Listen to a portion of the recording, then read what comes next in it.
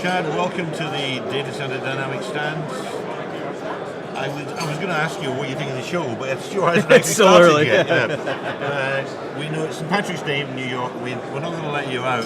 I can't go watch a parade or anything? Until you've done the interview. Right? Okay, all right, so fair RF enough. Code, what are you up to at the moment?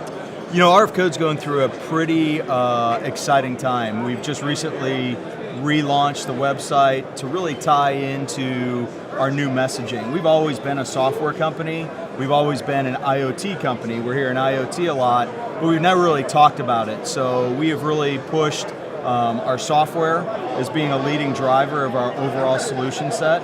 So we're offering real-time asset management and wire-free environmental monitoring as a way to provide critical data to our customers. So we're just kind of, if you will, re-messaging ourselves and really driving that agenda forward, what we've always been, but making it more of a focal point for the company.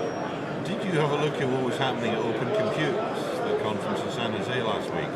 We were not at Open Compute, no. Did you see it? Did you see any of it? I have not yet. I was on vacation last week. It was spring break, so yeah. You need to catch up on this I will. interesting developments there. I will. Do you have any opinion on the open source movement? Yeah, I mean, we've always, my opinion is we've architected our solution as being open architected for easy integration into really anything. So that, our open source, we use open source as part of our kernels inside our product, but we also open our stack where we can provide our critical data feed into BMS systems, into DSIM systems, as well as into our own software stack, yeah. So what have you got anything new for us at the show today? Yeah, we actually, over at our booth, we show our whole rebranded site, as I mentioned earlier. But really, what's exciting about being at DCD is such a heavy concentration of banking finance, customers. That's one of our biggest vertical markets, as is technology, as is the colo space, which was quite exciting too. So a lot of colo customers here today too, and colo is a big push for us right now. And I think it's being accepted because we can not only provide a cost savings to the colo providers, but also a revenue generator, and that's what's new at our booth too. So we're launching our software and what we're calling asset management as a service. So if I could just take 2 seconds to explain, obviously in the colo space itself, high cost of doing business from the energy consumption standpoint. So we can, through instrumenting their data centers with our environmental monitoring, we can take critical information about temperature, humidity at a rack level and feed it up into our software stack so decisions can be made in real time about the environment. So if you believe some of the data out there of every degree a set point is raised in a data center, there's a 2% cost savings. The only way to accomplish that is through instrumentation and granular monitoring, and we can provide that through our solution set. So a cost savings to a customer. I'll just give you an example. CenturyLink adopted our technology last year. They operate about 50 data centers globally, and in the first year, in 2014, their predicted savings just in implementing our solution at 13 sites was $1.2 million.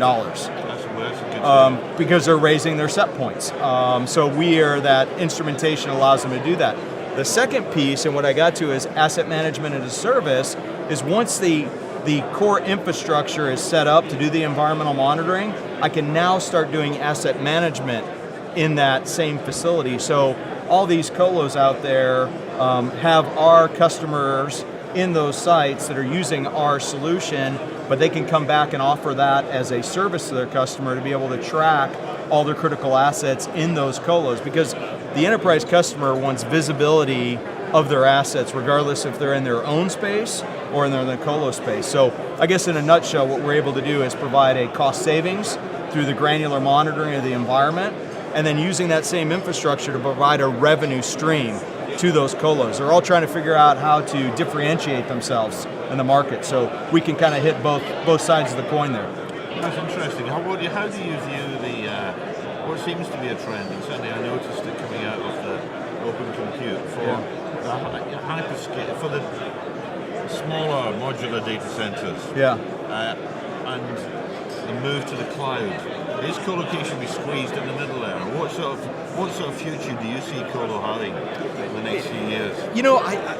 I see one that it's morphing, right? So they're trying to be a little bit chameleon-like and cater to the changes in the market. So, you're with, the managed hosted guys. They're trying to figure out how to be more of a colo provider. You've got the traditional folks like a Digital Realty Trust who has just provided space and power. They're trying to add some colo capability. So I'm seeing that kind of morphing of all of them trying to cater to the dynamics and the changing of the market. And I think they're doing a pretty good job.